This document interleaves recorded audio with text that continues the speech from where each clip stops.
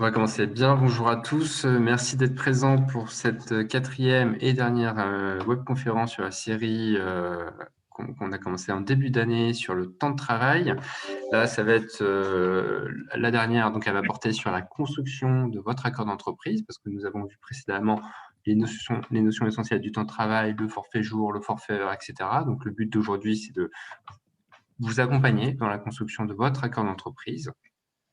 Pour en parler, et comme d'habitude, nous accueillons Maître Ayad qui va retracer le contenu et les clauses que vous pouvez mettre dans vos accords d'entreprise, aussi bien sur tous les thèmes relatifs au temps de travail que nous allons justement parcourir durant cette webconférence. Il y aura un temps dédié, un temps plus important cette fois-ci, dédié à vos questions et réponses. Et nickel, je partage l'écran et c'est à toi. Alors, allons-y. Alors, bonjour à toutes et bonjour à tous. Alors, le principe comme l'a dit à l'instant Vincent, le principe de ce matin, c'est un principe où l'on va devoir essayer comment dire, je vais essayer de résumer ce qu'on s'est dit et d'avoir, comment dire, des propos un peu plus, enfin, en gros, je vais essayer de vous remettre en tête tout ce qu'on s'est dit, de résumer, voilà, j'arrive pas à le retrouver de résumer tout ce qu'on s'est dit pendant plusieurs semaines. C'est la dernière conférence. Et donc, en théorie, vous devriez être, même si c'est, j'en suis bien conscient, difficile, capable d'agréger à peu près tout ce qu'on s'est dit. Alors, parce que, en fait, tout ce que nous faisons depuis le début de ces séances mène à cela. Comment faire votre accord d'entreprise? Vous savez qu'il y a un guide. J'en reparle, on en parle dans les slides. Il y a un guide que la Fédération Sinov a mis en place, auquel vous devriez, vraiment, je vous le recommande, vous référer. Et nous allons voir comment prendre toutes les notions que je vous ai expliquées pendant plusieurs semaines et les mettre, entre guillemets, dans le guide pour pouvoir, à la fin, sortir un accord d'entreprise. Alors, le rappel des principes, parce que les juristes ont beaucoup de principes. Ça, c'est dans le guide. Et c'est probablement ce qu'il y a de plus compliqué, en fait, c'est les conditions de conclusion d'un accord en fonction de votre taille et en fonction de la présence ou pas de délégués syndicaux. Je vous rappelle, en droit du travail, le principe fondamental, c'est que les délégués syndicaux ont le monopole du dialogue social. Quand vous avez des délégués syndicaux, vous devez dialoguer avec eux. Je parle bien de délégués syndicaux, les DS. Mais quand vous n'en avez pas, le législateur, au cours du temps, vous a ouvert des possibilités de négociation, soit avec votre CSE, soit avec des salariés mandatés, soit avec des salariés mandatés membres du CSE, soit par référendum. Tout ceci s'entrecroise, ce sont des possibilités distinctes. Parfois, vous avez le choix, parfois, vous ne l'avez pas. Parfois, tous les thèmes de négociation sont ouverts, parfois, ils ne le sont pas. Et ça, vous l'avez résumé dans ce magnifique tableau que nous a fait Vincent et que vous avez aussi dans le guide. Et il faut vraiment vous y reporter parce que c'est vraiment le début et c'est extrêmement important que vous ayez le bon cadre juridique. Voilà. Alors, je vous rappelle un deuxième principe extrêmement important. Là aussi, il y a eu des évolutions au cours du temps. Il fut une époque où les choses étaient simples en droit du travail. Lorsque j'ai commencé mes études, c'est donc préhistorique. Et nous étions à un moment où il y avait une forme, enfin on enseignait ça comme ça, une forme de pyramide. C'était simple, pyramide inversée. Nous avions tout en haut, on va dire les normes internationales, puis la constitution, puis la loi, puis les accords collectifs de branche, puis les accords collectifs d'entreprise, puis le contrat de travail. C'était magnifique, mais c'était beaucoup trop simple. Aujourd'hui, ça fonctionne plus comme ça. Le début de la pyramide, ça fonctionne, et le milieu, il se mélange. Pourquoi? Parce que le code du travail divise en 3 blocs les thèmes que l'on peut utiliser, enfin les thèmes sur lesquels on peut négocier. Le premier bloc, il est constitué de mémoire de 13 ou 14 thèmes qui sont des blocs auxquels vous ne pouvez pas déroger au niveau de l'entreprise. Jamais. Globalement, ces blocs, comme dirait Bernard Tapie ou comme dirait Macron, c'est le pognon. Voilà. Donc, vous ne pouvez pas y déroger. Tout ce qui est salaire minima, classification, formation professionnelle, donc il y a de l'argent, et autres régimes collectifs. Bon, il y a d'autres sujets, il y a aussi la durée de la période d'essai. Mais en gros, ce qui fait l'égalité de la concurrence au sein de la branche, vous ne pouvez pas y toucher. Puis vous avez un deuxième bloc qui est assez fin, dont on parle assez peu souvent, qui est constitué de quelques thèmes auxquels vous pouvez déroger si on vous en donne le droit. ou le contraire. Vous ne pouvez pas déroger si la convention collective le dit. Je ne sais plus d'ailleurs. En 2004, c'était dans ce sens-là. Bon, donc mais c'est assez limité et ça nous concerne assez peu. Il y a des points, mais c'est assez peu pour notre secteur. Puis le troisième bloc est constitué de tous les autres sujets auxquels vous pouvez intégralement déroger au niveau de l'entreprise. Dans ces autres sujets, ça tombe bien, il y a la durée du travail. Il y a l'organisation du décompte du temps de travail et l'organisation de la durée du travail que vous avez dans votre entreprise. Donc, c'est le bloc 3. Ce qui veut dire qu'il y a l'accord de branche de 1999 que vous connaissez, et si vous avez les moyens d'ouvrir une négociation de votre entreprise, vous pourrez y déroger. Sur ce point-là, Vincent a une position qui est un peu plus avancée que la mienne. Il sourit. Lui, il vous dit que vous pouvez déroger à tous les points de l'accord de branche de 99. Moi, en tant qu'avocat, je suis obligé d'avoir une réticence sur un point, qui est que, vous le savez, les forfaits jours dans la branche sont articulés et il n'y a pas de possibilité de dérogation dans le texte, sont articulés à une rémunération minimum et une classification minimum. Or, la rémunération et la classification minimum sont des thèmes auxquels on ne peut pas déroger.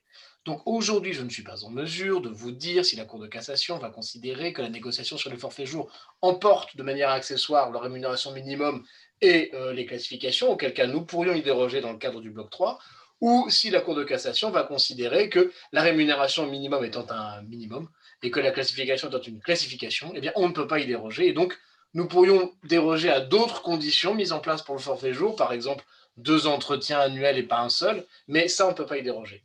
Ce n'est pas le sujet d'aujourd'hui, parce que là, on serait beaucoup trop dans la technique, mais à part cette petite réserve, tous les autres thèmes, on peut y déroger, dont la modalité 2, parce qu'elle prévoit, c'est écrit dans le texte, qu'on peut, par accord, déterminer d'autres conditions pour en bénéficier. Vous verrez, c'est prévu, donc là, il n'y a aucune difficulté. La modalité 2, vous savez, c'est ce forfait horaire hebdomadaire qui dit dans le texte lu par la Cour de cassation qu'il faut au moins avoir le plafond de la sécurité sociale avant d'y rentrer. Bon, c'est un autre sujet. Mais globalement, on peut négocier sur beaucoup de sujets. Alors, le thème de l'accord de l'entreprise relatif au temps de travail. Et là, Vincent nous dit le temps de travail, c'est large. Et oui, parce que si vous respectez, si vous réfléchissez, le temps de travail, en réalité, c'est quasiment tout le droit du travail. Contrairement à ce qu'on pense, déjà, de manière évidente, le temps de travail, ça touche la durée du... C'est toujours le décompte et la durée. Donc, le décompte de la durée du travail, la durée du travail elle-même, les congés payés, les week-ends, les vacances, la retraite. Si on prend le temps de travail dans la vie d'une entreprise, on peut aller jusqu'à la retraite. Donc, il y a un certain nombre de sujets, il y en a d'autres, qui sont liés au travail de nuit, qui sont liés au temps de travail. Et puis, de toute façon, en fait, le temps de travail, c'est l'essence du droit du travail, puisque c'est le temps durant lequel s'applique le code du travail. Donc, c'est fondamental. C'est-à-dire que le temps de travail, c'est ce qui va vous faire entrer dans le monde du code du travail et vous en faire sortir. Et donc, le code du travail organise lui-même son entrée en piste et sa sortie de piste, ou vous le faites vous par un accord. Mais donc, c'est la clé. Et je finirai d'ailleurs en vous disant qu'en droit du travail, dans nos secteurs, comme on n'est pas payé à la pièce, on est payé au temps. Donc, ce que vous achetez avec le salaire, vous pensez que c'est de la compétence, mais non, c'est du temps. Je vous l'ai dit plusieurs fois, en justice, on ne vous demandera pas de prouver que vous avez acheté des compétences, mais combien d'heures votre salarié a-t-il fait?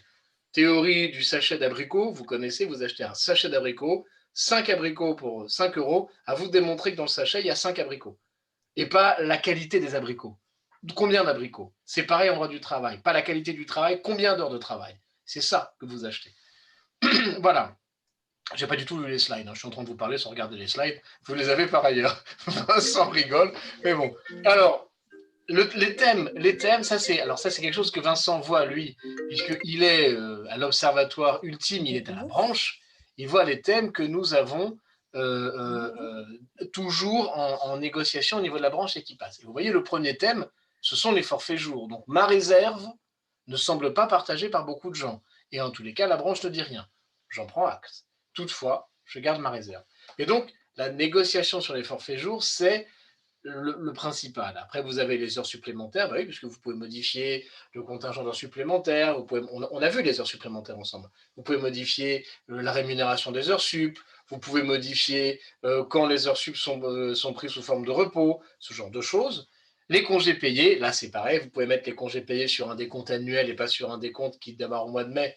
Parce qu'en 1936, c'était intéressant de démarrer au mois de mai parce qu'il y avait les congés payés, c'était nouveau. Maintenant, les congés, c'est un peu tout le temps en plus. Les gens partent en congé quand il y a des réductions. Et puis, on n'est plus en 1936, donc c'est bizarre d'avoir deux décomptes. Il y a les entreprises qui mettent tout ensemble.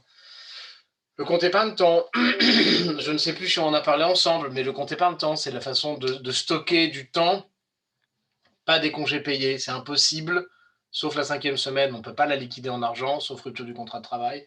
Mais c'est comment on met du temps en réserve pour l'utiliser après. Parce qu'on a travaillé beaucoup à un moment, on le prend après. Si vous n'avez pas ça, il faut que les heures supplémentaires soient payées quasiment instantanément. Les astreintes, les aménagements pluriebdomadaires, ça c'est très rare. Je vois 5%, je suis très surpris. Parce qu'en général, c'est compliqué pour la paye, c'est compliqué. Bon, je vois qu'il y en a. Donc, décompter le temps de travail, non pas sur une semaine, mais sur plusieurs semaines. Mais sans aller jusqu'à l'annualisation, si je comprends bien. Les forfaits atypiques de type modalité 2, ça, c'est normal. Moi, ça me semblerait normal qu'il y en ait. Puisque l'accord de branche peut permettre de faire des accords. On peut faire sauter le plafond de la Sécu. L'accord de branche le dit. Vous négocierez par accord d'entreprise des conditions différentes auxquelles les salariés pourraient accéder à ce forfait. Il n'y a qu'à faire sauter le plafond de la Sécu. C'est pas compliqué, c'est dans le texte. Le travail de nuit, la journée de solidarité dont on n'a pas parlé, mais qui est un truc extrêmement simple et qui est embrouillé dans la tête de tout le monde. Le droit à la déconnexion qui n'existe pas. Le droit à la déconnexion, ça s'agit simplement de ne plus travailler quand on ne travaille plus. Il s'agit simplement, c'est pas un droit à la déconnexion, c'est oui, c'est simplement la fin de la période de travail, quoi. Mais c'est tellement compliqué maintenant de faire comprendre que quand les gens ont fini leur journée de travail, qu'il faut plus qu'ils travaillent, qu'on a fini par inventer un droit à la déconnexion qui n'est pas nouveau. Vous avez parfaitement le droit de ne pas aller au travail le dimanche, vous vous en rendez bien compte. Et ben, c'est pareil pour la déconnexion. Enfin bref, on appelle ça le droit à la déconnexion. D'ailleurs là, il y a marqué que déconnexion. Le temps partiel, alors ça aussi, ça se négocie, parce que sinon, vous savez, on est limité à 24 heures par semaine. Le travail le week-end, alors ça, c'est soit si on n'a pas d'accord, il faut faire un référendum pour le travail dominical plutôt que le travail. Donc le dimanche, le samedi, ça pose pas de problème, c'est un jour ouvré. Bon. Et puis le travail des jours fériés, je vous rappelle qu'à l'exception du 1er mai qui est férié et chômé dans le code du travail, tous les autres ne sont pas chômés, contrairement à ce qu'on pense dans le code du travail. Ils sont fériés, c'est une fête nationale, ça veut dire ça, férié de mémoire, enfin, bon, bref. Et donc, ils sont chômés par la volonté de l'accord de branche. C'est dans l'accord sur la durée du travail de 99. On peut revenir dessus et faire travailler les gens sur les jours fériés, le plus compliqué étant le 1er mai, puisque celui-ci, il est férié et chômé dans le code, donc si vous les faites travailler, il y a des majorations qui ne se négocient pas. Voilà. La construction d'un accord d'entreprise relatif au temps de travail. Alors, les clauses communes à tous les accords collectifs. Oui. Ce qui est rappelé dans le guide auquel vous pouvez accéder, c'est qu'il y a des clauses communes à tous les accords collectifs. Alors, il y a un préambule. Est-ce que c'est vraiment obligatoire? Est-ce qu'il y a des sanctions juridiques s'il n'y a pas de préambule? A priori, non. Enfin, c'est quand même mieux de faire quelque chose qu'on comprend. Il y a un style aujourd'hui, il y a un accord collectif, ça a cette tête-là. Comme ça, au moins, c'est facile pour tout le monde. Parce que je vous rappelle que vos accords collectifs, ils sont publiés sur un site qui s'appelle Légifrance. Donc, comme ça, au moins, on peut tous lire. On a l'habitude, maintenant, ça nous aide, nous, les avocats. Bon, donc, vous devez mettre un préambule. Présentant de manière succincte ces objectifs et son contenu, oui, c'est ce que dit le Code du travail. En général, c'est plutôt la profession de foi des signataires. Le champ d'application, c'est important. À qui s'applique-t-il, hein? Alors, il s'applique à tous les salariés de l'entreprise. Quand on est dans la branche, c'est le salarié de la branche ou un certain nombre de codes NAF. Les modalités de suivi, de renouvellement et de révision et d'énonciation et les clauses de rendez-vous. Donc, vous devez toujours, à la fin de votre accord, dire comment celui-ci pourrait être révisé. Sinon, ce sont les conditions légales qui vont s'appliquer, mais vous avez peut-être envie de voir ça vous aussi, comment on le révise, comment on peut le dénoncer. Bon, je ne reviendrai pas là-dessus parce que c'est un peu compliqué. Et puis surtout, je vous dirai la durée de l'accord. Parce que si vous ne précisez rien, votre accord, il a durée déterminée. Et oui, donc vous devez préciser, si vous souhaitez qu'il soit à durée indéterminée, l'écrire. Cet accord est à durée indéterminée. Sinon, au bout de 5 ans, de 4 ou 5, non 5, au bout de 5 ans, hein, c'est 5 ou 4 5, hein, ouais, c'est bien ça. Hein. J'y vais vraiment sans filet, là, tu vois, Vincent. Donc, au bout de 5 ans, mais a priori, ça va. Je me souviens encore à peu près bien de mes cours de droit. Au bout de 5 ans, votre accord, il tombe. Alors, les conditions dans lesquelles il tombe sont un peu compliquées. Je ne ferai pas une histoire comme ça. Est-ce que c'est renouvelé tacitement ou pas? Bon, mais il faut penser à mettre tout cela. Et puis, vous avez, à partir de là, quand vous avez fait votre structure, et vous avez une structure dans le guide, vous allez aborder vos thèmes, c'est-à-dire les thèmes qui sont spécifiques à l'aménagement du temps de travail, enfin les thèmes qui sont spécifiques. Le terme aménagement est déjà un terme qui veut dire que vous allez faire quelque chose, mais enfin, ce qui relève de la durée du travail. Faites un accord sur le temps de travail ou de la durée du travail, c'est pas pareil. Ah oui, j'en profite pour faire un point de sémantique. La durée du travail, c'est pas les horaires de travail. Eh ben non. Les horaires de travail, parfois, ils sont variables. Donc, parfois, on mélange. Quand je dis vous avez une durée du travail, on me dit oui, il y a des horaires, mais je ne sais pas si ça fait 35 heures, 39 heures, 40 heures, j'en sais rien. Donc, la durée, ce n'est pas les horaires. Les horaires, c'est la borne. Je peux en déduire la durée, mais ce n'est pas la durée elle-même. Je parlais des ingénieurs, ils font quand même la différence entre la frontière et ce qu'il y a entre la frontière, entre les deux frontières. Ensuite, comment dire, les horaires de travail, ce n'est pas les horaires d'ouverture et de fermeture de l'entreprise. Vous pouvez avoir, et bon, il y a un certain nombre de choses où je vous rappelle aussi que quand vous facturez le client, vous le facturez d'une durée du travail qui n'est pas toute la durée du travail de votre collaborateur. Vous devez distinguer le décompte. Vous avez le décompte de la durée du travail, qui est l'engagement contractuel que vous avez pris, c'est combien d'abricots il y a dans le sachet, et ensuite vous avez combien d'abricots vous donnez à votre client contre paiement. Vous avez un sachet de 5 abricots, vous en donnez 2 à votre client contre paiement, les 2 ne sont pas l'ensemble de la durée du travail du collaborateur. Donc il faut distinguer les concepts, ce que vous vendez au client, la durée du travail de votre collaborateur, etc. Bon, bref. Donc, alors ensuite, effectivement, l'aménagement du temps de travail, précisément, il y a un certain nombre de règles. Déjà, la période de référence, elle ne peut excéder 1 an. La période de référence peut être inférieure ou égale à 1 an. Lorsqu'elle est annuelle, la période de référence n'est pas obligatoirement l'année civile. Bon, ok. Bon, ok. Il n'y a pas des raisonnements sur 3 ans, Vincent?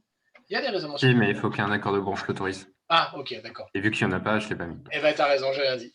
Donc, les conditions et délais de prévenance des changements de durée, bah oui, c'est extrêmement important. Vous voyez, là, Vincent a distingué les changements de durée ou d'horaire. Ce n'est pas la même chose, la durée et les horaires. Attention. Donc, le législateur impose un délai raisonnable. Mais oui, parce que forcément, si vous changez les horaires de travail, il faut prévenir les gens. Bon, c'est logique tout ça. Les conditions de prise en compte pour la rémunération des salariés, des absences, bon, vous l'avez, je ne vais pas commenter. Si, il y a un point important. Quand vous avez un accord collectif sur les temps partiels, parce que je vous rappelle que le temps partiel sans accord collectif, il est limité à 24 heures, il n'y a pas de mi-temps dans l'entreprise si on n'a pas un accord collectif qui l'autorise. Ou alors, il faut que le salarié vous ait fait un certain nombre de dérogations, entre guillemets, un petit mot, comme on fait quand les enfants vont à l'école, pour dire, en gros, j'autorise mon employeur, enfin, je plaisante, mais il y a des conditions de rédaction, mais vous ne pouvez pas, en fait, aller sur un mi-temps comme ça. Il y a une procédure ou un accord, vous pouvez faire un accord. Si vous faites un accord, vous devez à ce moment-là mettre les modalités de communication et de modification de la répartition des horaires, parce que vous allez au bout d'un moment modifier les horaires de vos collaborateurs en temps partiel. Si vous les envoyez en formation, par exemple, forcément, ça va modifier les choses. Donc il faut, enfin forcément, très probablement, ça va modifier les choses. Donc il faut prévoir ça. Voilà. Les clauses spécifiques pour l'accord traitant du forfait jour. Quand on a un accord qui traite du forfait jour, qu'est-ce qu'on doit mettre? Eh bien, c'est logique. D'abord, on dit qui est concerné. Alors, je vous rappelle quand même qu'il n'est pas possible d'avoir tous les collaborateurs de l'entreprise en forfait jour. Ça n'est pas possible parce que les collaborateurs en forfait jour, non pas du fait de la convention collective, mais du code du travail et ses d'ordre public, doivent bénéficier d'une certaine autonomie. Donc, si tout le monde est en forfait jour dans votre entreprise, ça veut dire que tout le monde a la même autonomie, que tout le monde est autonome. Alors, si, c'est possible, mais c'est quand même très rare. Vous avez parfois du personnel administratif, vous avez parfois des gens qui sont astreints à des horaires. Il faut bien qu'il y ait des gens qui soient là à 9 heures et qui partent à 17 heures, parce que ne serait-ce que là, si vous avez un assistant ou une assistante, je serais très surpris que cette personne soit en forfait jour. Donc, attention, les forfaits jours, ce n'est pas pour tout le monde. La période de référence du forfait, alors on dit un forfait annuel, mais faut quand même dire de quand. Voilà, est-ce que c'est l'année civile ou 12 autres mois consécutifs? Le nombre d'heures ou de jours compris dans le forfait, dans la limite de 218 jours, journée de solidarité comprise. C'est 217 jours payés et un 218e non rémunéré. Voilà. Les conditions de prise en compte pour la rémunération des salariés des absences. Bah oui, on fait comment? Les gens sont en forfait jour quand ils sont absents. Est-ce que ça s'impute ou pas sur leur fameux JNT? Bon, jours non travaillés, pardon, qui ne sont pas des RTT. Et puis, les caractéristiques principales des conventions de forfait, c'est-à-dire que va-t-on écrire dans le contrat de travail des gens qui sont concernés par le forfait jour? Ça, c'est obligatoire. Vous devez le mettre dans vos accords. Voilà, c'est important. Voilà. Ensuite, vous devez aussi dire, oui, comment vous évaluez, voilà, comment vous faites l'évaluation de suivi régulier de la charge de travail. D'où l'histoire des 2 entretiens dont je vous parlais, parce que dans ma branche, on a mis le paquet en 2014 et on avait déjà mis le paquet en 2013, depuis que la Cour de cassation, sans aucun fondement légal, avait décidé que les accords collectifs de la branche des bureaux d'études n'étaient pas conformes, alors que quand même, c'était un accord qui avait été étendu. Mais bon, il y avait juste un petit problème de séparation des pouvoirs, mais c'est passons. Je ne vais pas rentrer là-dedans, ça va m'énerver, genre mon petit cœur encore, il faut que j'aille prendre mes petites pilules. Et je me suis fâché pour la branche comme partout, et personne n'a jamais soulevé que c'était un problème au minimum de séparation des pouvoirs. Hein. C'était juste un accord collectif. Je rappelle aussi que Martine Aubry avait dit qu'elle allait sanctuariser et que rien n'avait jamais été considéré comme étant illégal et que l'obligation d'écrire ça dans un accord n'était pas dans la loi. Voilà, je vais me calmer. Ah, je vois la panique dans les entreprises alors que c'était une sanction qui n'avait aucun fondement légal. Passons. Les modalités selon lesquelles l'employeur et le salarié communiquent périodiquement sur la charge de travail, oui, voilà, et cetera. Les modalités, alors le droit à la déconnexion, comme je vous rappelle, alors là, effectivement, le droit à la déconnexion pour un salarié qui est en forfait jour, ça peut se comprendre parce qu'on ne sait pas bien qu'on s'arrête la période de travail, c'est vrai. La journée, elle est mais enfin, en même temps, il est censé être autonome et il est censé savoir quand il peut se déconnecter ou pas. Non pas que j'ai quelque chose contre le droit à la déconnexion, puisque, pour être franc, j'en suis un des promoteurs à l'époque dans la branche. Euh, ça rigolait beaucoup quand j'en parlais dans la branche, mais donc je suis pour. En même temps, juridiquement, ça n'a pas de sens, mais c'est pas grave. Voilà. Et puis après, effectivement, vous pouvez fixer le nombre maximum de jours travaillés dans l'année. Donc, en fait, c'est les questions de rachat. Parce que vous savez que quelqu'un qui travaille 218 jours par an en forfait jour, on peut travailler plus jusqu'à 235 jours. C'est ce qui est prévu dans le code du travail. Et donc, il faut racheter des jours. Ça veut dire racheter peut-être des dimanches, racheter des samedis, racheter des je ne sais quoi, mais il faut racheter des jours. Voilà. Le forfait en heures. Alors, le forfait en heures, vous savez la différence entre le forfait en jours et le forfait en heures, c'est l'unité de décompte de la durée du travail.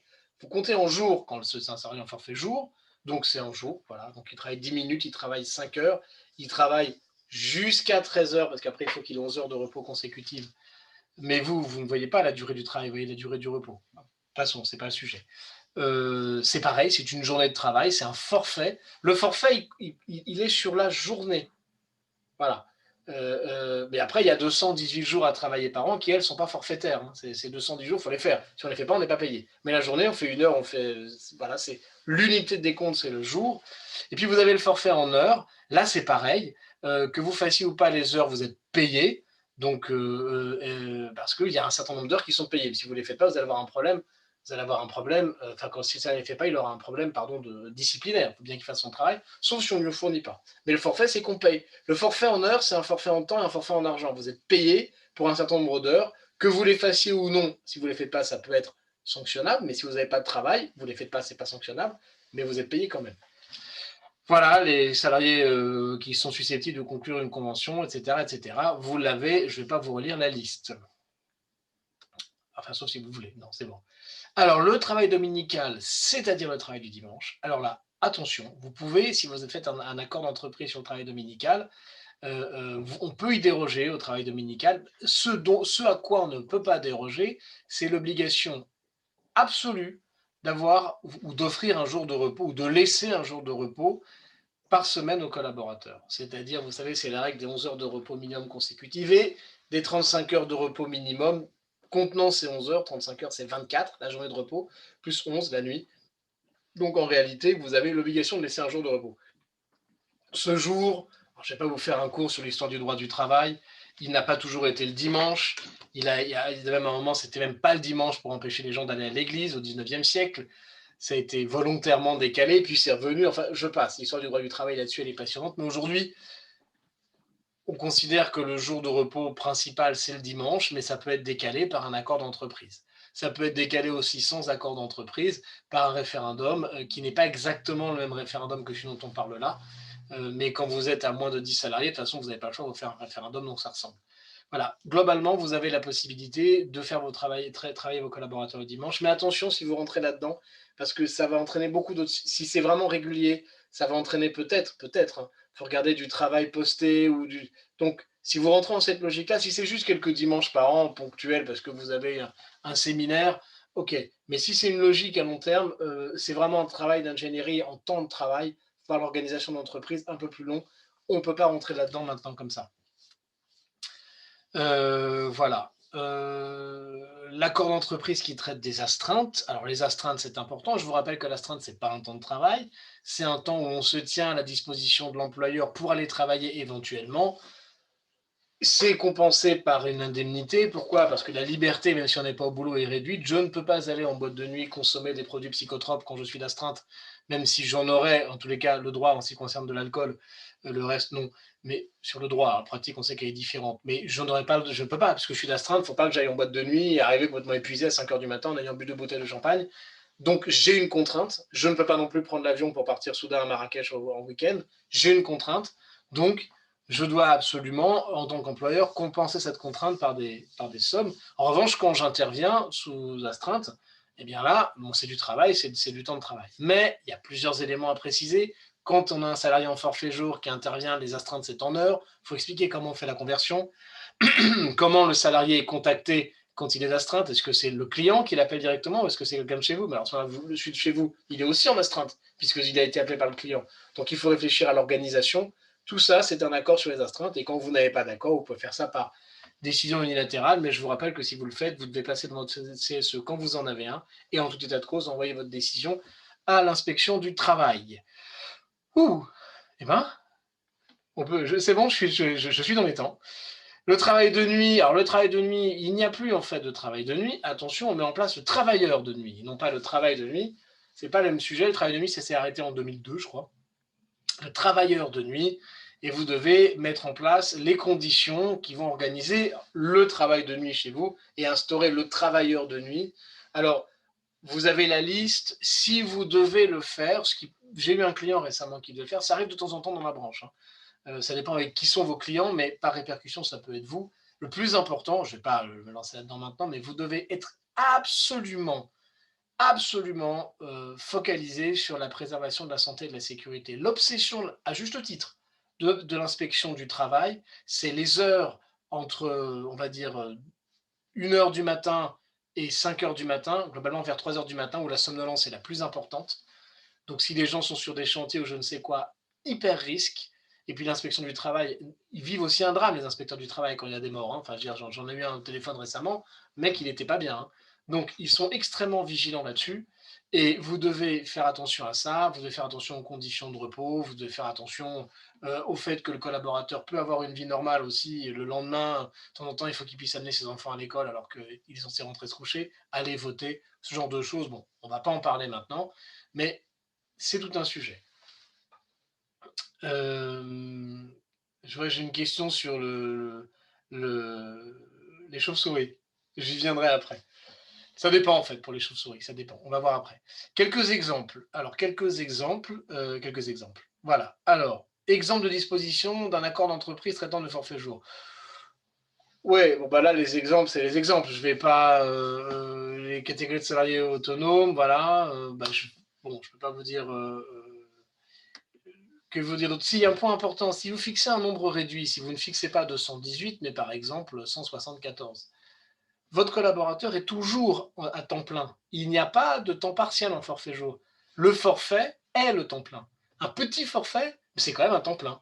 C'est un forfait. En fait, vous achetez des jours de travail et après, le contrat de travail ne s'applique plus. Bon, mais ce que vous avez acheté, c'est le temps plein du collaborateur.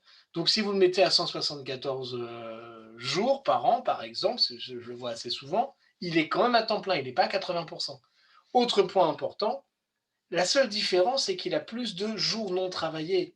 Il n'y a pas, j'ai vu des trucs, mais d'une complexité, mais folle. Alors que 218, vous savez le faire, vous avez l'année, 365 jours en général, vous retirez les congés payés, les week-ends, les jours fériés qui tombent en semaine, vous retirez le nombre de jours travaillés, 218, et après il vous reste un nombre de jours au calendrier civil qui ne sont pas concernés par le contrat de travail. On n'a pas à les qualifier, ils ne sont pas payés, ils sont juste il n'existe pas. Dans le contrat de travail, sur le calendrier, oui. Dans le contrat de travail, non. Donc le collaborateur, il ne vient pas bosser. C'est tout. Ben, ce nombre de jours, il augmente. Moins il y a de jours de travail, si on a 174, l'autre, il augmente. C'est tout. Il n'y a rien de plus pour les forfaits à temps partiel, qui ne sont pas des forfaits à temps partiel, justement, lapsus. Les forfaits réduits. Voilà. Les dispositions du forfait en heures, oui. Alors, vous devez dire qui sont les salariés concernés, évidemment. Le nombre d'heures et la période de référence, voilà, 37 ou 39 heures par semaine, ou 169 heures par mois, ou une référence à l'année aussi. Hein. 169 heures par mois, c'est un forfait mensuel, j'en vois assez peu. C'est assez compliqué en paye, paraît-il. Mais on le fait à l'année souvent. Vous avez, si vous le faites à l'année, ça porte un nom, ça s'appelle les RTT. Voilà. Le collaborateur, il a une période de référence. Ah non, on est sur du forfait, bon, je dis n'importe quoi. Excuse-moi, Vincent. Ah non, je raconte n'importe quoi. Donc, Vincent a raison, c'est moi qui. Ça y est, je me perds. Donc, pas du tout. Le forfait, c'est à la semaine. Vous avez 35 heures de travail et vous rajoutez un certain nombre d'heures supplémentaires. Si vous en rajoutez 2, ça fait 37 heures. Ces 2 heures, elles sont payées, elles apparaissent sur la fiche de paye, elles sont défiscalisées, elles sont désocialisées. Et simplement, le collaborateur, il ne fait pas 35 heures par semaine, mais 37, avec 2 heures sup. C'est tout à fait légal. Elles sont donc soit payées, soit récupérées en repos. Si elles sont payées, elles sont défiscalisées. Et puis, c'est tout. Et comme disait l'autre, et puis c'est marre. Voilà, c'est ça un forfait. Vous achetez des heures supplémentaires, vous les mettez au bout et toutes les semaines, vous les payez, que les salariés les fassent ou pas. Il est 9 heures, je vous ai tout dit. Maintenant, nous allons prendre les questions. Non, non, avant, Mickaël, on va Oui, avoir un témoignage oui, d'un gérant d'entreprise qui a négocié son propre accord d'entreprise relatif au temps de travail. Et pour encourager toutes les entreprises à faire de même, on a plusieurs questions à lui poser, notamment pourquoi il a souhaité conclure un accord d'entreprise relatif au temps de travail. je coupe mon micro, ça va me changer. Salut, à tout à l'heure.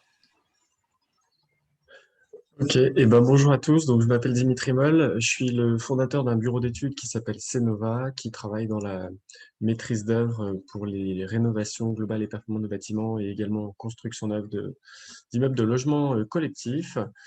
Donc nous, ça fait 12 ans qu'on existe. Aujourd'hui, on est une équipe composée de 30 collaborateurs et on est à la veille d'une nouvelle phase de croissance un petit peu plus forte en lien avec voilà, la transition écologique des bâtiments. Et depuis toujours, en fait, on a dans la culture de l'entreprise inscrit de manière très forte une de nos valeurs qui est la responsabilité. Et du coup, on cherche véritablement à mettre en responsabilité les collaborateurs au maximum, quelle que soit finalement leur mission et leur poste. Et du coup, on avait en fait une pratique qui n'était pas tout à fait dans les clous réglementaires, qui consistait sans avoir d'accord d'entreprise, finalement, raisonner en forfait jour pour tout le monde. Sachant qu'on a quand même un souci de l'équilibre de vie privée, vie pro hein, pour chacun. Mais du coup, voilà. Et donc, ça fait 4-5 ans que je me dis qu'il faudrait que je me mette dans les clous de la réglementation en formalisant un accord. Au départ, il fallait passer par la commission paritaire de branche, etc.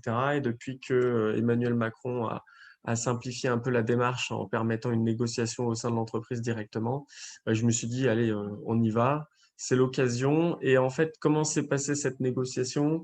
Finalement, très simplement, dans la mesure où ça consistait juste à formaliser un mode de fonctionnement qui était le mode de fonctionnement historique de l'entreprise et qui convenait à tout le monde, en fait, de pouvoir être responsabilisé. Les collaborateurs ont été aussi recrutés sur ce mode de collaboration-là. Et c'est aussi ce qu'ils venaient chercher en rejoignant l'entreprise. Voilà, je ne sais pas si ça répond à votre question, M. Moreau.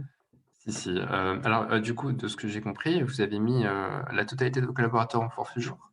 Non, non, non. En fait, on a limité, comme disait Monsieur Hayat, à une certaine catégorie de classification. Donc, de mémoire, la 2.2.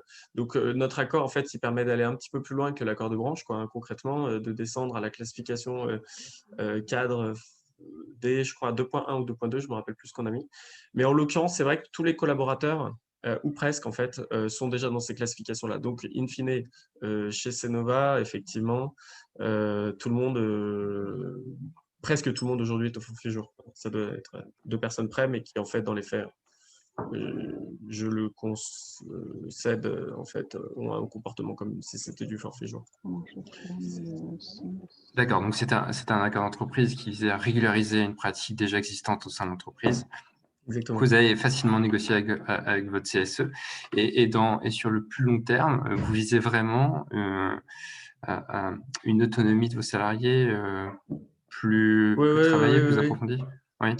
Oui, oui, bah, c'est vraiment, une démarche, en tout cas de notre point de vue qui est sincère et qui est juste, hein. Ça a été jugé comme ça aussi par les collaborateurs et par moi.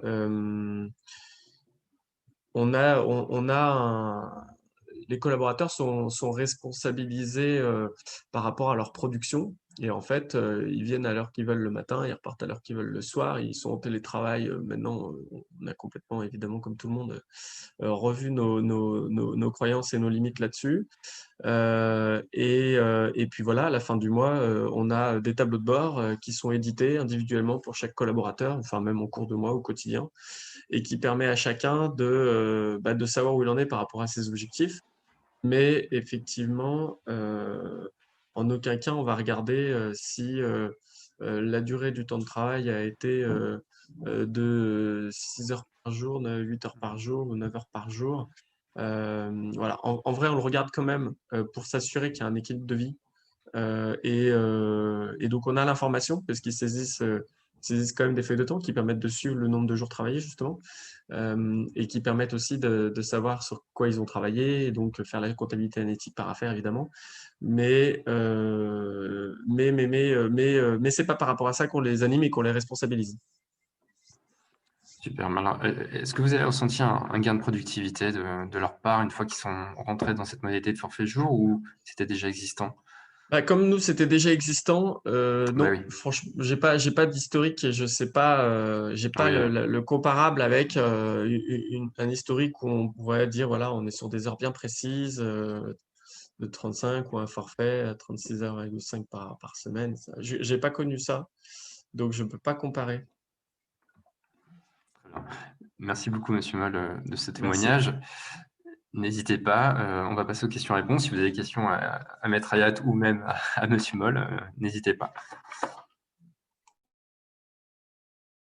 On a déjà quelques questions. Une première question de Monsieur Grosdemange. Voilà, je parlais dans le vide, j'ai repris. Donc, monsieur Grodemange, on est où? Bah, alors, c'est laquelle? Ah, il y a des C'est questions apparaissent, l'ascenseur descend, je pour remonte. pour le travail de nuit, pour nos inventaires en écologie, nous devons Oui. parfois faire du travail de nuit. Est-ce qu'on doit faire un accord d'entreprise? Ah, ça dépend, ça dépend. Euh, Comme je vous disais, le travail de nuit n'existe pas dans le code du travail. Il y a soit le travailleur de nuit, soit rien. Voilà. Le travailleur de nuit est le travailleur, je vous dis ça de mémoire, il faut vérifier mes chiffres, mais qui aurait travaillé plus de 270 heures par an dans l'année, dans les horaires qui déclenchent le travail de nuit, qui sont de mémoire dans la branche entre 9 heures et 6 heures du matin. Donc si vous avez des collaborateurs qui font 270 heures par an ou plus, oui, ce sont des travailleurs de nuit, ou qui feraient de mémoire, hein, de manière régulière, 2 fois par semaine, plus de 3 heures dans ces horaires-là. Bon, ça, je vous dis ça de tête, mais l'idée dans ce que je vous dis là, c'est que vous n'êtes pas forcément dans une situation de travailleur de nuit. Donc, vous n'avez pas forcément à mettre en place un accord spécifique pour le travailleur de nuit, vous permettant de faire travailler les gens la nuit. En revanche, vous avez quand même des collaborateurs qui travaillent dans des conditions exceptionnelles et pas extrêmement confortables. Même si ça peut être très rigolo de passer la nuit à regarder des chauves-souris, j'en doute pas, je rigole pas, ça peut être très très intéressant. Il y a un moment où on sait tous que c'est pas très confortable. Dans ce cas-là, il appartient à l'employeur, sans aller jusqu'à un accord collectif, puisque vous n'avez pas l'obligation d'en mettre un si c'est quelques nuits par an, mais de prendre en compte ces conditions et de faire en sorte que ça se passe bien, donc de faire comme s'il y avait un accord collectif. On revient à la même chose, c'est-à-dire peut-être prévoir une rémunération un peu majorée, déjà parce qu'il y a probablement des heures supplémentaires. Ensuite, parce que l'accord de branche, de manière un peu ambiguë, pour les états, pas pour les cadres, mais bon, c'est vieux, prévoit quand même une majoration lorsqu'on est au-delà de 21 heures, je crois. Ce qui fait donc, est-ce que ça fait double emploi avec les heures sup? Non, je ne pense pas. C'est pas écrit comme ça, mais au moins, il faut prévoir une majoration quand on est en heures sup. Aussi parce qu'il faut prévoir des conditions confortables, des possibilités de repos, la faculté de rentrer chez soi au milieu de la nuit, comme on fait quand on n'a pas de voiture. Est-ce que vous prenez en charge des véhicules? Enfin, un ensemble de conditions qui fait que cet ensemble, quand l'inspecteur du travail arrive et dit mais vous avez des gens qui travaillent chez vous à 3 heures du matin, montrez-moi les conditions, vous avez un papier. Ce papier, si vous avez un CSE, ce que j'ignore, vous l'avez présenté à votre CSE, il a donné son accord, c'est pas obligatoire, mais c'est beaucoup recommandé, et vous avez un certain nombre de mesures qui sont des mesures d'hygiène, de sécurité et de confort. pour vos collaborateurs parce que vous n'êtes pas un épouvantable tortionnaire, vous faites en sorte que les gens vivent bien ces moments exceptionnels. Donc, un accord collectif n'est peut-être pas obligatoire. En revanche, un ensemble de mesures qui permettent d'accompagner cette situation extraordinaire, cette pénibilité, mais là encore, le terme maintenant a un sens juridique, donc sans le sens juridique, mais un ensemble de mesures qui montrent que vous êtes quelqu'un de responsable, vous faites attention aux êtres humains qui travaillent pour vous et à leurs conditions de vie, c'est quand même recommandé. Voilà. Oui. Donc, en principe, il faut quand même un accord d'entreprise. Alors, quand vous avez, je vois, alors là, il faut un accord, ça dépend de la durée en fait, l'accord d'entreprise, ça dépend. Là, je vois, alors on a un autre problème. Là, on a Monsieur Allaire qui nous écrit nos chefs de mission hydrographes et pilotes robots sous-marins peuvent fonctionner au service H24. Donc 12 heures par jour par roulement. Alors là, c'est très, on n'est plus du tout dans le même monde. Vous êtes dans le travail par roulement, le travail posté. Là, il faut un accord ou parce que c'est pas toujours possible, parce qu'en fait, ça va dépendre, le code du travail là-dessus, il faut que je revoie, mais en fait, les accords sont possibles dans un certain secteur d'activité et c'est pas nous. Nous, ce qu'il faut, là, ça va être une décision unilatérale de l'employeur aussi, mais il va falloir travailler avec l'inspection du travail. Hein. Parce que vous ne pouvez pas faire d'accord collectif. Je vous dis ça de mémoire. Là, il faut que c'est quand même très précis. C'est un univers, le roulement, le H24, le travail en mer, ça, c'est pas la question. Mais ça veut dire que les gens sont éloignés, ce genre de choses. Vous êtes dans des dispositifs extrêmement dérogatoires de durée du travail. Donc là, c'est du travail posté, c'est du travail par roulement, c'est du travail par équipe successive. Je ne sais pas, il faut regarder, j'en sais rien. Mais dans tous ces cas-là, soit vous avez un accord collectif, soit le Code du travail ne vous ouvre pas la possibilité d'en faire. Mais en revanche, il vous faut travailler avec l'inspection du travail et votre CSE pour mettre en place des choses. Je vous donne un exemple tout simple. J'ai eu à faire cela avec une entreprise qui travaillait pour le secteur automobile qui allait sortir, après il y a eu le Covid, bon, une nouvelle gamme de voitures. Ils ont mis en place ce genre de choses, des équipes H24, etc.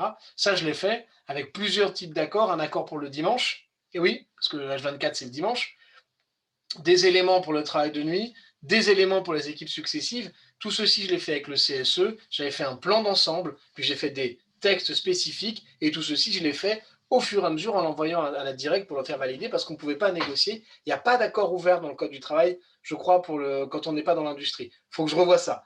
Mais globalement, il y a des choses à faire. C'est beaucoup plus important une nuit ou quelques nuits par an à regarder des chauves-souris. La réponse, vous l'avez là. Équipe successive, tous les warnings. Tout s'ouvre, attention, parce que ça ressemble à l'industrie. Je vous rappelle que le Code du travail, il est né dans les usines, il aime les usines, il est fait pour les usines, et il organise la vie des usines. Quand vous commencez à ressembler à des usines, attention, il faut regarder en détail. Donc je ne m'avance pas, mais là, j'ai tous les warnings au rouge, il y a des choses à gratter. On a une autre question. Alors, on passe sur une autre thématique que le travail de nuit. Il y a un modèle d'accord, hein, Sinov, sur la plateforme pour un accord d'entreprise relatif au travail de nuit. N'hésitez pas à consulter. On a une question de Madame Bastide sur est-il possible de mettre en modalité 2 un ETAM? Alors, si vous faites un accord dans votre entreprise, oui. Je vous rappelle que l'accord de branche dit qu'il est réservé au cadre, que la modalité 2, pardon, est réservée au cadre. Mais l'accord de branche dit aussi que par accord d'entreprise, on peut déterminer les conditions dans lesquelles d'autres collaborateurs peuvent accéder à la modalité 2. Donc, d'ailleurs, je l'ai là, dans sa vieille version, la version très ancienne, mais qui est toujours, le texte est toujours le même, pour ceux qui l'ont connu. Et le texte vous dit, c'est en direct live, je vous le sors, le texte vous dit, ces modalités s'appliquent aux salariés non concernés par les missions standards et les forfaits jours. Tous les ingénieurs et cadres sont a priori concernés, à condition que leur rémunération soit au moins égale au plafond de la Sécu. Merci la Cour de casse. Un accord d'entreprise doit préciser les conditions dans lesquelles d'autres catégories de personnel peuvent disposer de ces modalités de gestion. Faites un accord d'entreprise et vous faites ce que vous voulez, c'est écrit là et personne ne pourra rien vous dire, sauf si la Cour de casse, une fois de plus, ne veut pas lire ce qui est écrit. Mais c'est un autre sujet.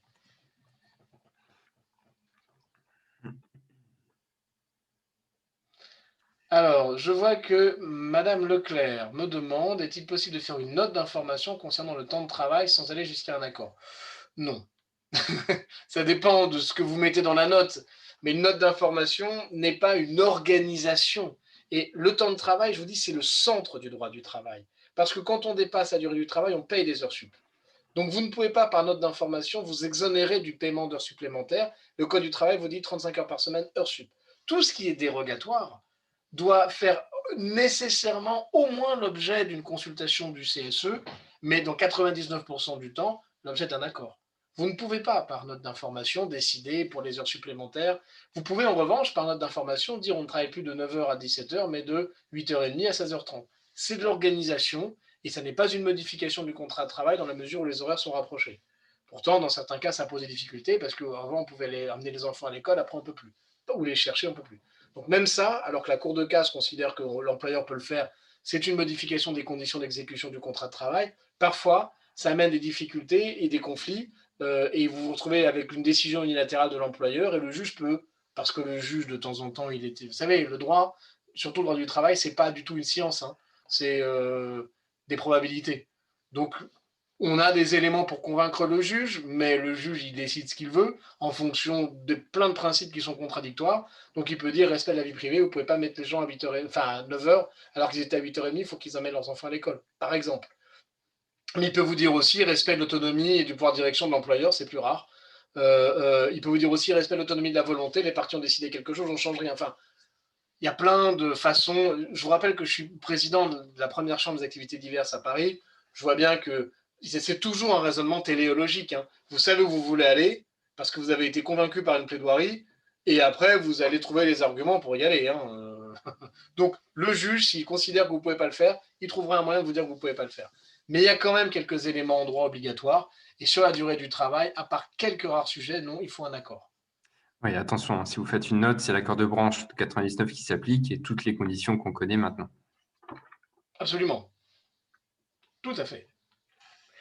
Concernant les inventeurs des chiroptères, ou batraciens ou oiseaux, mais j'hallucine ce matin, c'est génial. Ça me change, hein, je trouve ça super. Ces derniers doivent être impérativement réalisés soit de 21h à 1h du matin, ouais, une seule fois par semaine, soit plusieurs fois par semaine après 21h pendant une période inférieure à 3 heures. Sommes-nous raccord? Vous comprenez bien que vu l'enjeu et vu le risque qu'on prend là, je ne vais pas vous dire, OK, go. Ça semble être bon. Ça n'empêche pas que vous devez mettre en place vraiment un accompagnement et des conditions. Ce n'est pas parce que vous n'avez pas d'accord à faire que vous pouvez ne rien faire. Vous êtes obligé de faire des choses pour vous assurer de la santé, de la sécurité, du repos, de la bonne nutrition, parce que quand on bosse la nuit, il faut manger, ce genre de choses. A priori, ce que vous me dites, on est limite, mais on est encore dans le cadre qui n'exige pas un accord. Mais bon. Et on dit bien chiroptère ou chiroptère? Non, c'est chiroptère. Voilà. C'est chiroptère. Merci. Et merci pour votre réponse, mais on l'a écrit dans un accord d'entreprise. Ah bah très bien, si même, vous l'avez bien fait. Voilà. Ouais. C'est dans un accord. Bon, j'ai pas vu l'accord, mais je vais. Merci. Alors. Une question de Victor. Un accord d'entreprise fait en 2015, c'est-à-dire avant les ordonnances Macron, voté par ratification des salariés, est-il valable à ce jour? Oui, je pense que oui. J'ai pas vu l'accord, mais sur le principe, quand un accord est valable, il reste valable pour toute la durée. Donc, s'il est à durée indéterminée, il va rester valable. Vous savez, le principe en droit français, c'est justement la permanence des accords. C'est pour ça que vous ne pouvez pas modifier le contrat de travail, même quand vous rachetez une entreprise et que vous avez un type qui arrive, qui a un contrat de travail avec des trucs délirants dedans. Il a eu un accord avec un employeur, vous récupérez les termes de l'accord. Ça ne bouge pas, alors, ça ne bouge pas. Sauf quand le juge décide que ça bouge. Mais bon, on va dire que ça ne bouge pas sur le principe. Première année de droit, autonomie de la volonté, Révolution française, les parties se sont mises d'accord, bon, sauf quand le juge considère qu'il faut qu'il intervienne dedans. Mais c'est autre chose.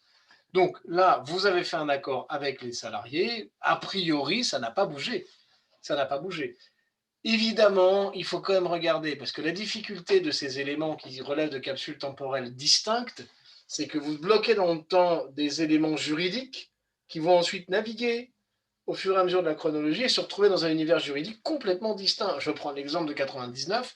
L'accord de 99, il était vraiment très bien en 99.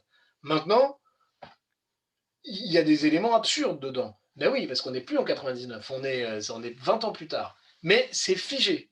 C'est vraiment une capsule temporelle, comme quelque chose, vous savez, ce que font les enfants, ils mettent ça dans le jardin, ils font un trou, ils mettent un truc, ils le sortent 20 ans plus tard. Et ben ça semble un peu obsolète. Et ben là, c'est pareil. L'objet en lui-même, il est obsolète, il fonctionne encore, mais il est un peu obsolète. Donc, il y a des risques, mais en même temps, on peut plaider que non. Voilà. Bon, 2015, c'est pas il y a 20 ans. L'univers juridique n'était pas très éloigné quand même. Donc pour moi, là, ça va. Enfin, je pense qu'il n'y a pas tellement de risques. Il faudra regarder en détail, mais je ne suis pas inquiet. Oui, il faut voir si la ratification des salariés était possible à l'époque et dans quelles conditions, et si l'accord s'est vraiment négocié selon les conditions de l'époque. C'était possible, il y avait un référendum possible. Je ne sais plus déjà, à force.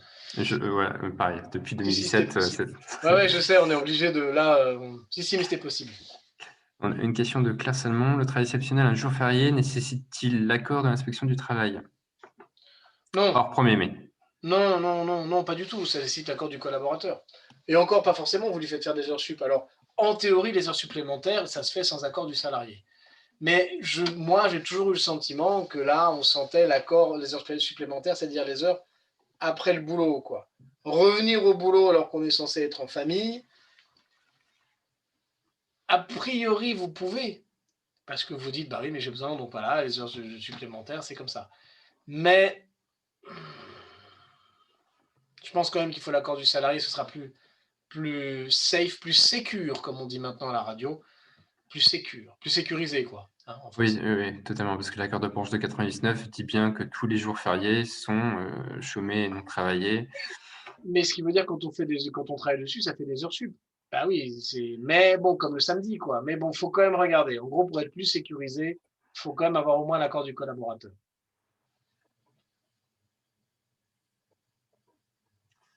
Je crois qu'on a répondu à tout le monde. N'hésitez pas à prendre la parole si vous avez une question ou si on a loupé une question précédente. On a une petite anecdote de Monsieur Allaire. Nos robots sous-marins interviennent sur des télescopes à neutrinos par 2500 mètres de fond dans le noir total avec des pilotes derrière les commandes, bien sûr.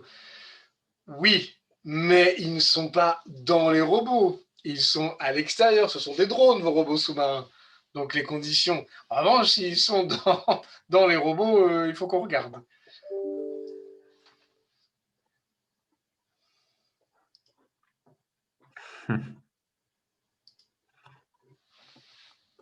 C'est du travail de jour mais de nuit, c'est vrai. Vous avez tout à fait raison. S'ils sont dans les robots, attention à la pénibilité, la pression et tout, etc. Enfin bref, mais je ne vais pas Maître, rentrer là-dedans. j'ai peut-être une question Oui. qu'on se pose régulièrement. C'est, bon, de toute façon, il n'y aura pas de réponse exacte, mais vaut-il mieux faire un accord d'entreprise monothématique ou un accord d'entreprise regroupant plusieurs thèmes Les deux se sur le temps valent. de travail? Les deux se valent. J'ai jamais choisi. Ça dépend de votre stratégie. Après, c'est un choix. Quand vous faites monothématique, c'est beaucoup plus facile à modifier monothématiquement. Vous touchez pas l'instant. Voilà. Vous avez un accord sur les jours fériés. Vous voulez le modifier, ça ne touche que l'accord sur les jours fériés. Quand vous avez un accord qui touche les jours fériés, la recette du gâteau à la fraise, vous vous trouvez à vouloir modifier les jours fériés, et puis en face, on vous dit, bah oui, mais là, c'est un avenant, donc on va réfléchir aussi au nombre de grammes de sucre que vous avez dans la recette du gâteau à la fraise. Et donc, en gros, évidemment, quand un accord, c'est un tout. Alors, il y a des problèmes quand on veut le dénoncer. Quand on dénonce un accord, on dénonce tout. Les dénonciations partielles, c'est extrêmement rare et compliqué, et c'est même pas très sécurisé. Donc, évidemment, si vous voulez vous réserver la possibilité de dénoncer, c'est beaucoup plus simple de le faire avec des accords individualisés.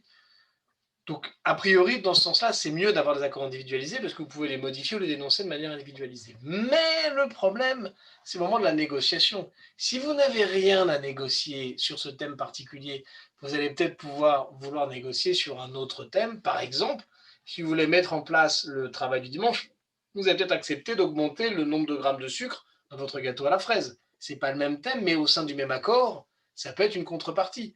Donc, vous allez devoir les lier. Sinon, vous n'allez jamais avoir un accord sur le travail du dimanche et vous allez simplement faire un accord sur le gramme de sucre sur les gâteaux à la fraise qui ne vous intéresse pas.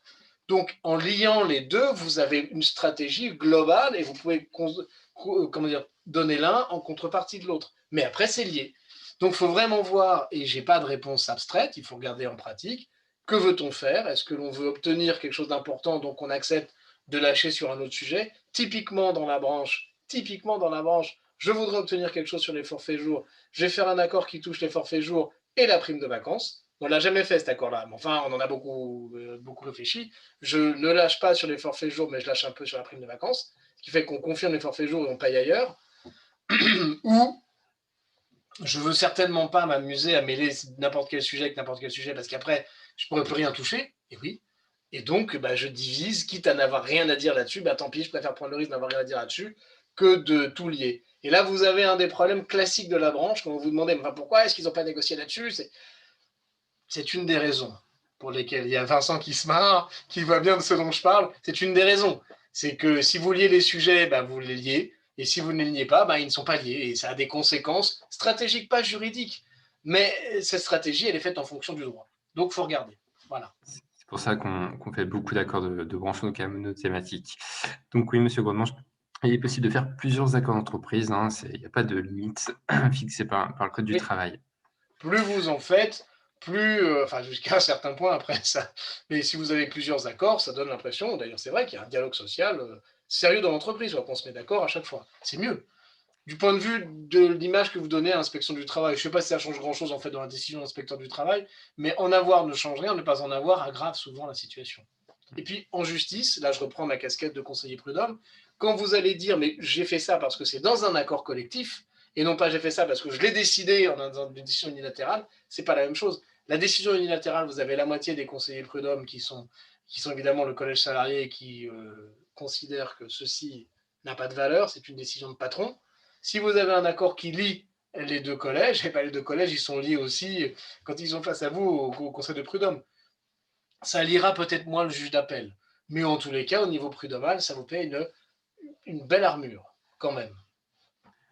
On a une question de Mme Bleus sur le travail dominical. Est-ce qu'il faut obligatoirement une autorisation administrative, Oui, préfectorale en tout cas, à chaque fois? ouais, alors oui, le travail dominical ponctuel, ça dépend du sujet de ce travail dominical ponctuel. S'il relève des sujets autorisés par le Code du travail, non.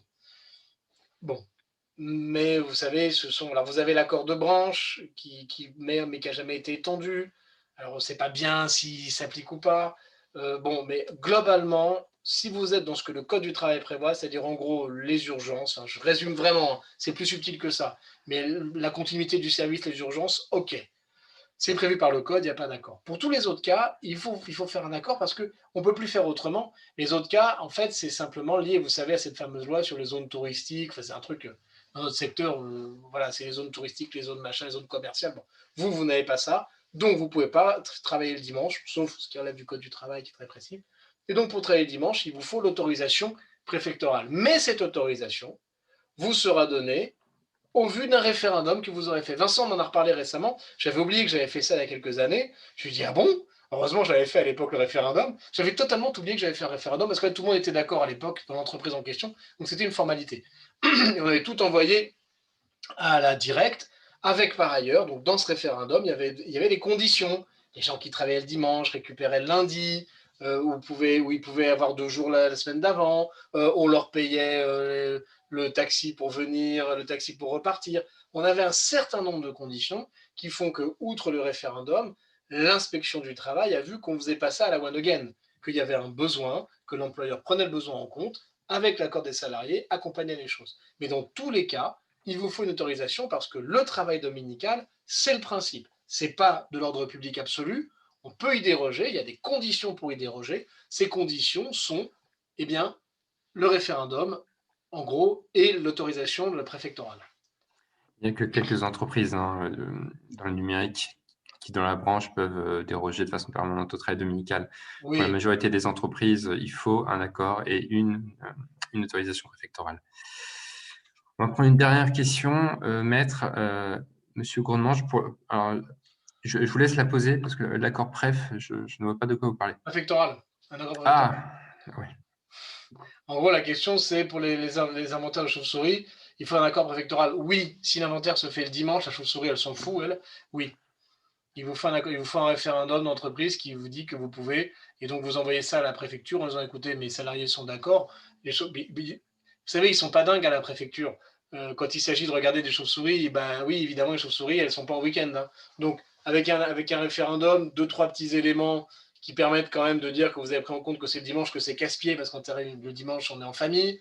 En théorie, bon, ben voilà, mais vous expliquez qu'il n'y a pas le choix, hein, c'est une obligation de votre secteur d'activité, vous ne devriez pas avoir un problème. Non, pas pour chaque inventaire. Un accord d'entreprise général à durée indéterminée suffit. Oui, oui, vous dites qu'à telle période, on fera le travail le dimanche à telle condition.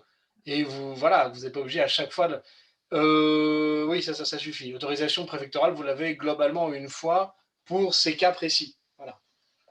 Vous n'aurez pas de difficulté, vous avez un argument massu. Enfin, c'est pas... On voit bien que vous n'avez pas le choix. Ou alors la préfecture, ils sont devenus fous, mais ce n'est pas le cas. Du coup, moi, il est 29. Dernière question. Pour le travail un jour férié, il faut une majoration pour heures supplémentaires, majoration de 100% prévue par la branche et rémunération habituelle. Je vous préviens, hein, à 31, je suis en heure sup. Hein.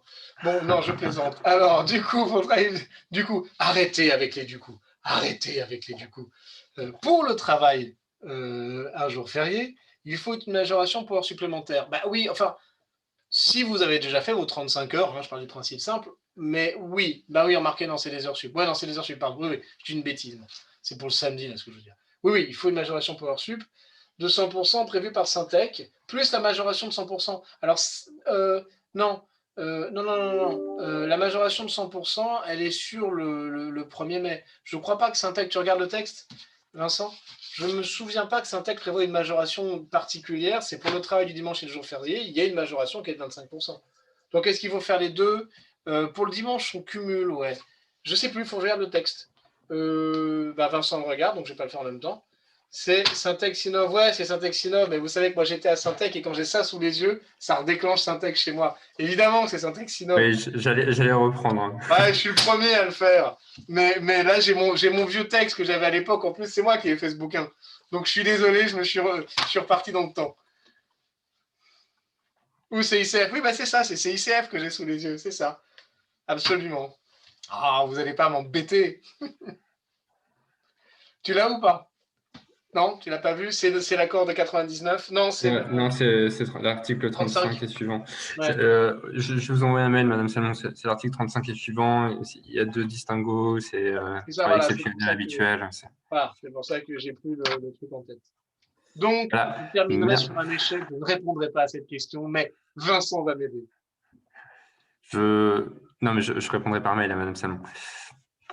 Et du coup, à Victor également. Je vous remercie à tous de votre présence à travers cette série sur le temps de travail. Donc, pour la prochaine webconférence, ce sera sur une autre thématique.